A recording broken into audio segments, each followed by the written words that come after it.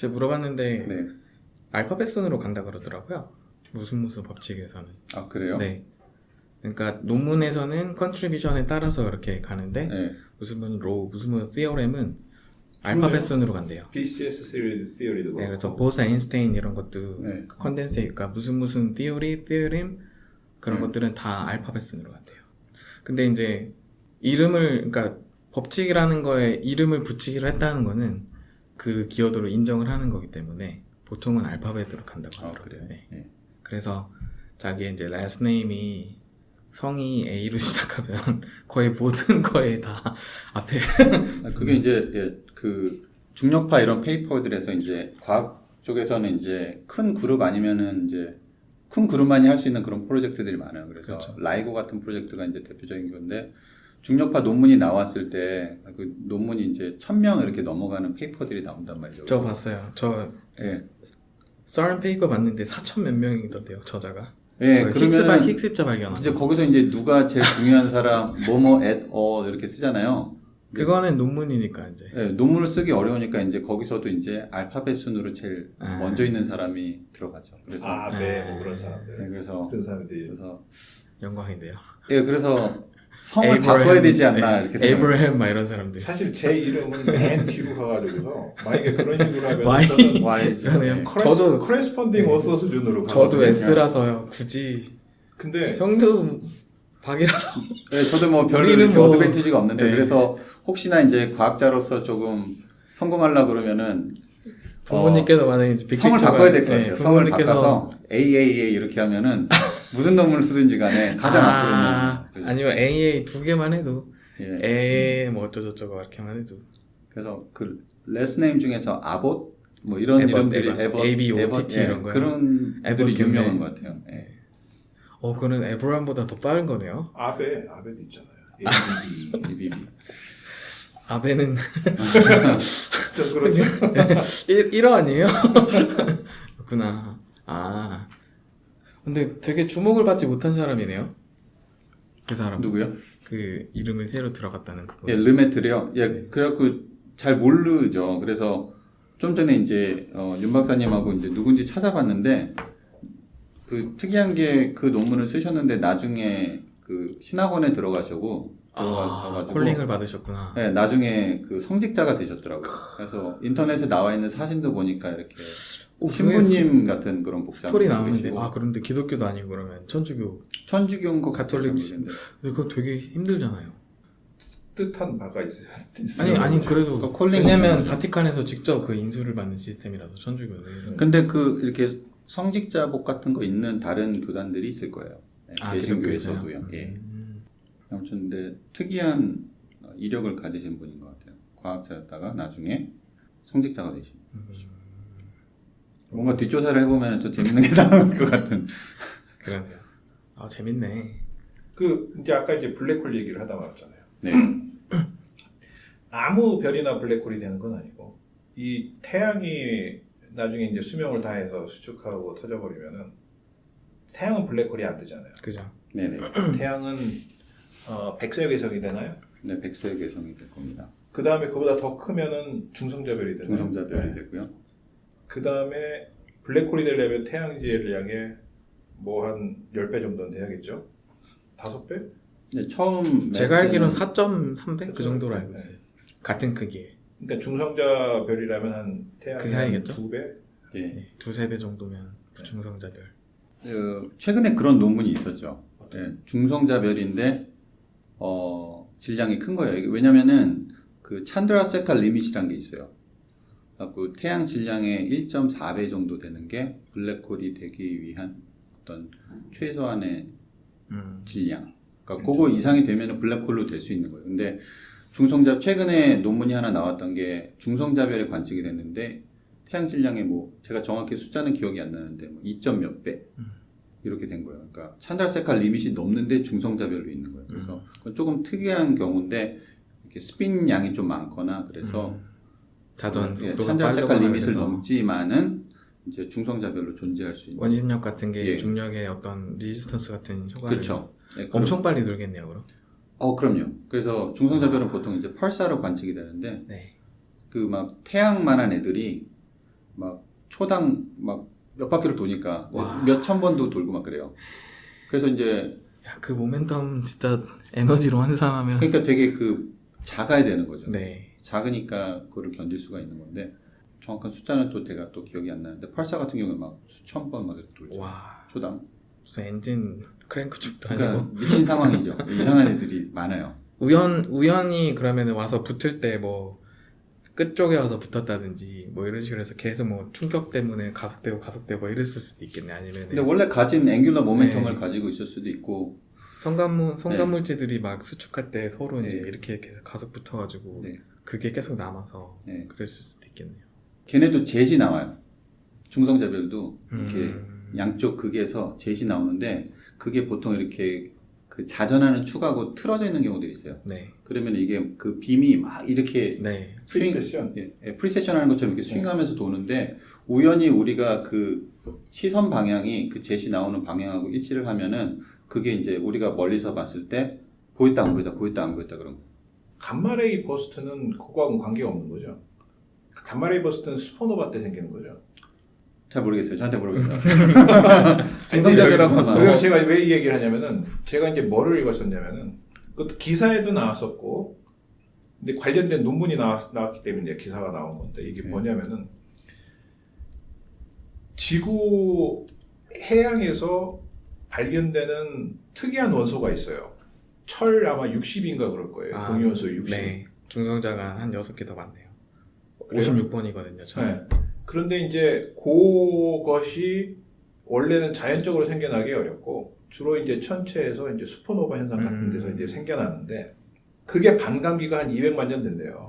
근데 그게 이제 지구에 존재를 하는 거예요. 그 얘기는 무슨 얘기냐면은 200만 년 전으로 해가지고서 외부에서 뭔가가 외부에서 슈퍼노바가 있었다는 거죠. 그 물질이 이제 지구로 떨어져서 지구에 떨어진 거죠. 근데 바다에서만 나와요?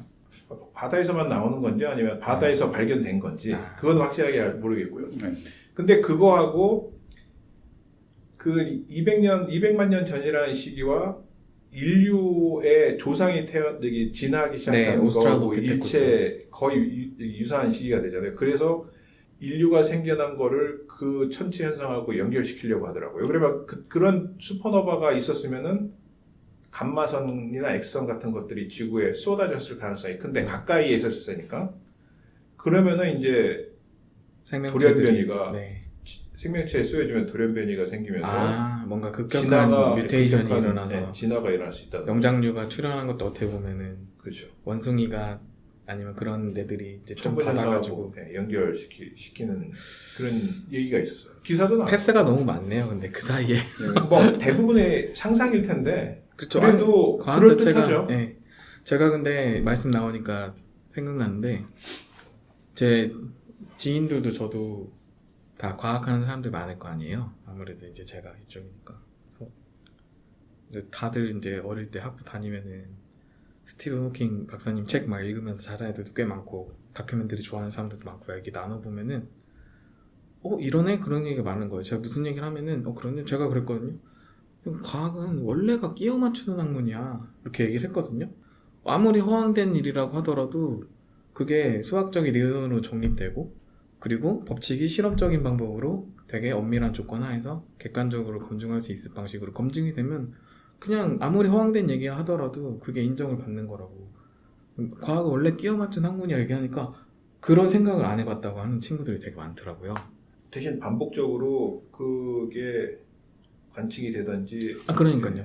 그러니까 원래 아이디어 자체가 그게 진짜 말도 안 되는 소리건 말고 그건 중요한 게 아니라는 말이죠. 중요한 거는 자기가 어떤 상상을 하던 어떤 소설을 쓰던 그게 결국에는 실험으로 입증만 되면 그렇게 입증만 되면 아무리 허황된 소리 같다고 하더라도 정말 창조론도 어떻게 보면은 그렇게 될 수가 있는 거죠. 빅뱅 이론도 솔직히 보면은 말도 안 되는 소리 같잖아요. 유력한 설로 자리 잡을 수는 있는 거죠, 적어도.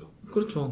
근거가 있으면은 그거를 계속 검증을 할 수가 있죠. 그러니까 현재 과학계에서 인정을 하지 않더라도 그게 정당한 근거가 있으면은 이제 그게 이제 그 이론이 계속 살아남는 거고 맞아요. 그걸 계속 공부하는 사람들이 새로운 걸 발견해서 이제 새로운 게 살을 붙이면은 이제 정당한 이론으로 자리를 잡는 거죠. 그래가지고 그렇게 얘기하니까 이제 그런 시각으로 바라보지 못했던 거죠. 왜냐면은 과학은 근본적으로 why가 아니라 how를 설명하는 학문이잖아요. 어떤 현상의 메커니즘을 규명하고자 노력하는 학문이니까 이게 뭐 why나 이런 거는 전혀 상관이 없는 거니까 예를 들어 어떤 의지를 가진 존재라든가 무언가가 아니면은 그런 물질들이 어떤 의지를 가지고 이런 식으로 해가지고 이런 식으로 했다. 이제 그런 식의 학문이 아닌 거니까 원래가 그렇게 상상의 나래에서 가설을 던져보고 근데 그 가설이 완전히 허무맹랑한 소리는 아니고 자기의 뭐 옵저베이션이라든가 공부했던 그런 거에 대한 기반에서 이제 나오는 거고 거기에서 이제 끊임없이 이제 검증을 하는 학문인데 아까 빅뱅 뭐 얘기 잠깐 나왔었는데 빅뱅 이론도 마찬가지예요. 그러니까요. 그게 예. 허블의 뭐 그런 우주 팽창하는 법칙이 발견되고 나서 이제 그다음에 가모프 이런 사람들이 어떤 빅뱅이란 그런 거를 생각을 했는데 이게 처음에는 크게 자리를 잡지 못했어요. 그래서 그 당시에는 정상 상태 우주론, 그러니까 스테이셔너리 스테이트 그게 우주를 이해하는 가장 근본이었거든요. 우리가 생각했던 우주는 처음부터 존재를 했고 영원히 존재하는 그래서 변화가 없는 영원히 항상 그대로인 그런 우주관이었는데 빅뱅이란 거는 조금 이제 당시에 되게 충격적이었죠. 우주가 시작이 있고 어떤 특정한 방향으로 진화를 하는 건데 그래서 처음에 이제 인정을 못 하다가 이제 다시 그 노벨상으로 돌아가면은 노벨상에 요번에 그 반을 획득하셨던 그 제임스 피블스라는 사람이 이제 그거 쪽으로 해서 이제 인정을 받으셨는데 이제 당시에 이제 그 빅뱅 시어리가 나오고 이론으로 이제 정립이 돼가고 있었는데 이제 특별한 증거가 없어가지고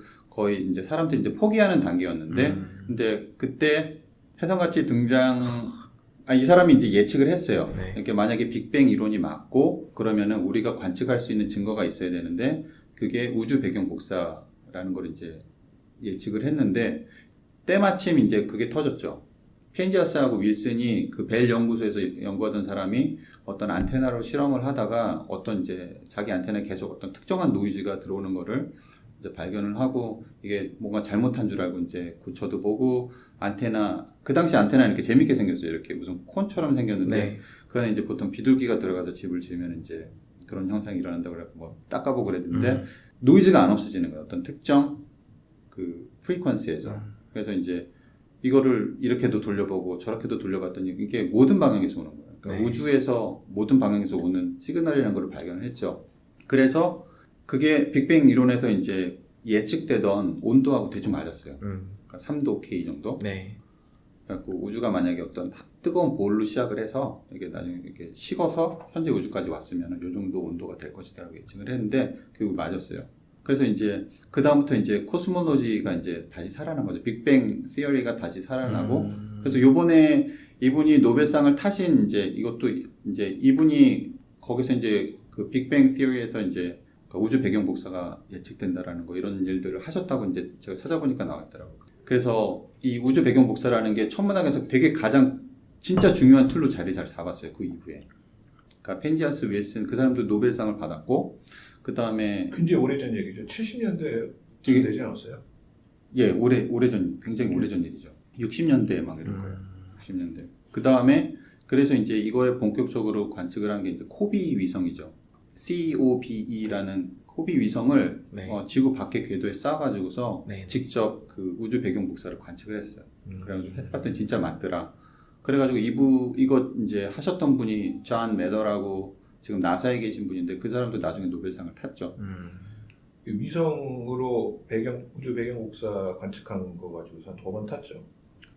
그러니까 코비 위성에서도 나왔고 그 다음에 근데 이게 워낙 중요한 일이라서 그 미션들이 그 다음에 되게 많았어요. 그 WMAP이라는 미션도 그 다음에 있었고 그 다음에 지금 유럽 쪽에서 진행하는 플랑크라는 미션도 있는데 이게 점점 해상도를 올리고 좀 더 좋은 관측 결과가 나올수록 우리가 우주의 초기 조건을 더 잘할 수 있는 거예요. 그렇죠. 그래서 통계적으로 우주 배경 복사 그 데이터로 그러니까 우리가 우주론을 어느 게 맞는지를 테스트해 볼 수가 있어요. 그래서 굉장히 획기적인 변화가 일어났어요. 재밌는 게 제가 2000년대 초반만 하더라도 아까 허블 상수 얘기를 하셨는데 허블 상수가 있긴 있는데 대충은 아는데 얼마인지 몰랐어요.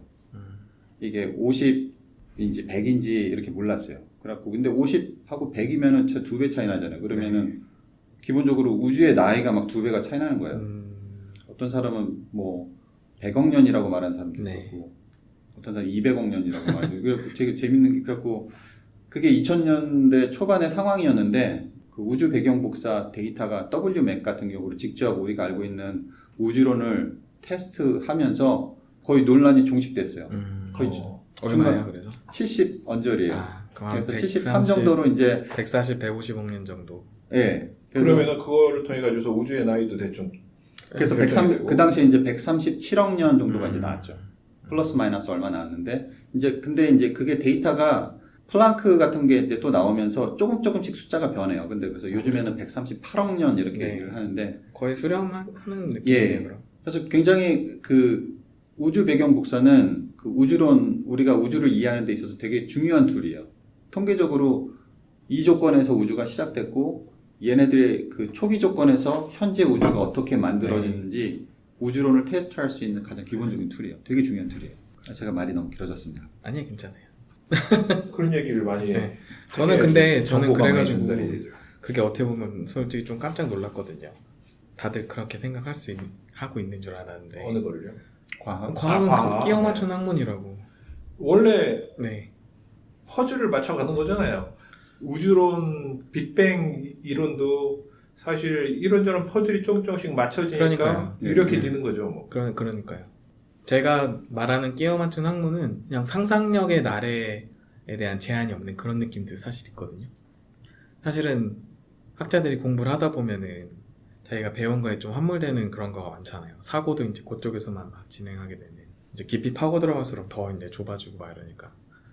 그래서 이제 자기 공부는 열심히 하되 다른 분야의 공부는 잘 못하게 되는 그런 게 있으니까 사실은 학부 때보다는 두루두루 배우는 게 더 적어지는 거죠, 어떻게 보면. 왜냐하면 내가 연구하는 논문들도 나의 논문과 관계된 것들만 이제 막 리터러처 뷰고 막 보고 막 이러니까 웬만하면 어떻게 보면은 그런 분야 자체가 넓으면은 모르겠는데 예를 들어서 이제 뭐 바이오랑 뭐 미케니컬을 같이 한다 이러면은 모르겠는데 되게 좁은 분야를 파고 들어가는 경우가 일반적이니까 그런 장단점이 상상력의 나래를 많이 펼치지 못하는 그런 식의 상황들이 많이 만들어지는 아까 처음에 이제 끼워 맞춘다는 말을 쓰셔가지고서 이제 그게 친구분들한테 약간 이렇게 부정적인 뉘앙스를 준 것 같아요. 아니죠. 이게- 그거는 뭐 자료 조작이나 그런 게 아니라 예. 답을 정해놓고 거기에 네. 맞춘다는 게 아니라 근데 그 끼워 맞춘다는 이제 말 자체 뉘앙스가 이렇게 뭔가 잘 안 맞는데 그냥 대충 갖다가 이렇게 붙인다라는 의미 있어서 그거는 이제 콘텍스트가 아무것도 없어요. 네. 근데 이런 얘기 중에 과학 학문 자체가 원래 끼워 맞춘 학문이다 그러면 무슨 말인지 다들 아시잖아요. 그리고 그 양자역학에서도 뭐 더 나아가서 이제 표준명호형에서도 사실은 실제는 아닌데 개념으로 와서 쓰는 것도 많잖아요. 스핀 같은 개념도 사실은 그렇고 스핀은 이제 도는 개념인데 실제로 돌진 않는데 그 개념을 갖다 쓰는 거잖아요. 수학적인 도구로서 그런 것도 있고 사실은. 그러니까 어떻게 보면은 이론적 체계의 그 검증을 위해서 수학이나 어떤 그런 이야기를 뭐 다 포함해가지고 사실은 어떤 그 상상의 나래? 조금 더 엄밀하게 말하자면은 현상을 설명할 수 있는 좋은 도구들을 이제 why not 이런 느낌이 되는 거예요. 왜 못 갖다 쓰는데 왜 못 만드는데 이런 느낌이 스트링 시어리 같은 것도 이론으로는 지금 다 완벽하게 설명을 하잖아요. 중력까지 4대 힘을 다 통합하고 이론적으로는 어느 정도 완성되어 있는데 시작이 끈이다. 작게 진동하는 끈으로 모든 게 이어져 있다. 근데 사실은 그 뒤에 나오는 담론들은 이제 끈이라는 개념이라는 아이디어가 이게 말이 돼? 솔직히 말하면은 동영상이나 이런 비주얼라이제이션 같은 거 봐도 브라이언 그린 교수님이나 그런 뭐 테드 이런 거 봐도 막 진동하는 끈들이 막 하다가 그러다가 이제 뭐 얘네들의 진동 패턴에 의해서 원자가 되고 막 다들 막 줄기세포처럼 누군 전자가 되고 누구는 뭐 뭐지? 그 글루온인가? 하여튼 그 2개로 있잖아요. 20개 중에 2개로 나눠져 있잖아요.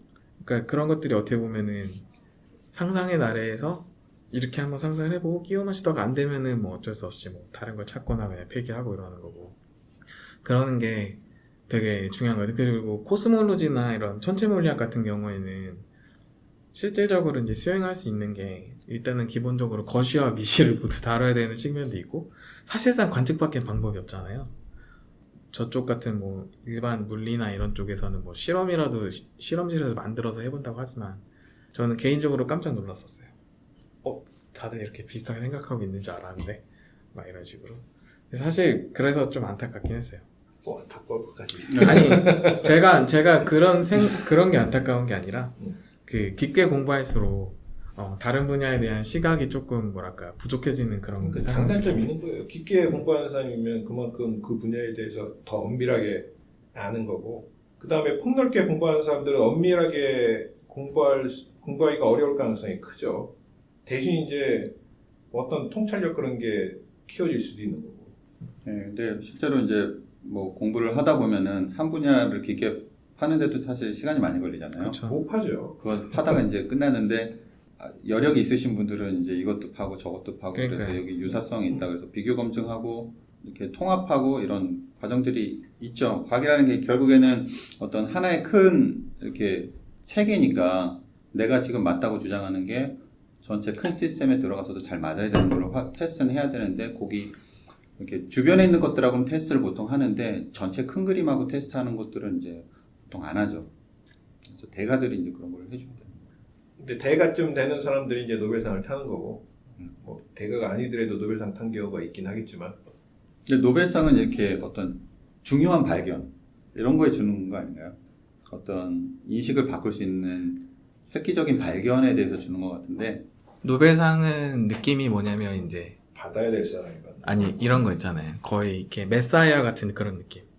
모두가 막 스톡돼가지고 막 이러고 있을 때 누군가가 나타나서 세미나 리서치에 대한 어떤 컨트리뷰션이 딱 주고 사람들이 이제 거기서 와 이래가지고 이제 거기서 이제 뭐가 추가적으로 쭉쭉쭉 다시니까 어떤 패러다임 시프트를 일어나게 한 그 드라이빙 포스를 제공한 그런 분들이 받는 것 같아요. LED 청색광도 그렇고 슈레딩거의 웨이브 이퀘이션도 사실은 그렇고 그래비테이셔널 포스 그거 중력파 그래비테이셔널 웨이브 측정한 거는 조금 다른 결이긴 한데 보통은 관측 방법을 제시했기 때문에 노벨상을 줬죠. 그거는 그냥 현대 과학, 공학, 수학 어떤 그런 테크놀로지의 승리죠, 솔직히 말하면은. 네. 네, 중력파는 그냥 인류의 승리 차원에서 그런 느낌으로 준 것 같아요. 제 느낌이 요새 든 생각이 뭐냐면은 몇 년 만에 뭐가 증명됐다, 뭐 몇 년 만에 실험적으로 드디어 누구 말이 맞았다는 막 이런 것들 있잖아요. 네. 그런 사람들이 조금 나올 것 같아요. 자, 100년 뒤에 이거 증명될 거야, 막 이러면서. 네, 누구나 할 수 있죠. 누구나 할 수 있는데 이제 그게 이제 되면은 후대에 저 사람 성견지명 막 짱이다 막 이런 식으로 근데 그걸 이제 제시한 사람이 수학적으로는 그런- 다 끝내놔야겠죠. 그런 네. 이제 이론적이나 이제 그 관련된 과학 그 기반을 이미 그러니까요. 꿰뚫고 네. 있는 사람이 네. 그런 제시를 해야지 결국은 그렇죠. 그렇죠. 그렇지 않으면 뭐 그래서 노벨상은 노벨 물리학상 같은 경우는 이제 그런 뭐랄까 시대적인 의미가 있는 것 같고 왜냐면은 최소한 20-30년 이후 정도에 이제 주니까 더 빨리 주는 게 어디 있어요? 그거는 예를 들어 이제 발견이 그거는 이제 급격한 그 연구에 영향을 대한 미쳤다는 어떤 거예요. 어플리케이션 같은 게 빨리 될 수 있는 인프라가 뭐 돼 있었거나 그래서 이제 빠른 시간 안에 그 사람이 기여한 부분이 정말 많은 영향을 미쳤다는 게 증명이 되는 그런 거니까 보통은 20-30년? 네. 그 정도? 살아 있어야죠. 그렇죠. 네, 죽은 아까 사람한테는 주지 않는 게 노벨상이 빨리 된 경우가 고온 초전도체 연구의 시발점이 된 그 라바큐어라는 그 물질을 초전도체를 발견한 사람이 굉장히 빨리 받았을 거예요. 그 다음에 이제 제가 기억하는 걸 굉장히 빨리 받은 사람은 STM이라고 해서 스캐닝 터널링 마이크로스코피라고 해가지고서 표면에 있는 원자의 모양을 볼 수 있는 현미경, 전자현미경은 아니고 광학이에요? 바늘 같은 걸로 굉장히 가는 바늘 같은 걸로 이 표면을 이렇게 스캔을 하면서 그 변화를 재는 거예요. 전류가 흐르는 거예요, 변화를. 그게 이제 나중에는 뭐 이 표면하고 바늘 사이에 이제 힘을 재는 걸 해가지고서 이제 현미경을 만들면 그게 이제 AFM이라고 해서 아토믹 포스 마이크로스코피가 되고 그런 류의 현미경들이 나오는 시발점이 된 그런 발명이 또 굉장히 빨리 받은 걸로 알고 있고 한 5년, 10년 이내로 또 받은 게 또 하나 있죠. 그 그라핀 같은 경우 앙드레 가임하고 노보셀로프가 이제 그라핀 처음으로 이제 분리했다고 해서 노벨상 받은 게 굉장히 빨리 받았죠. 10년도 안 돼서.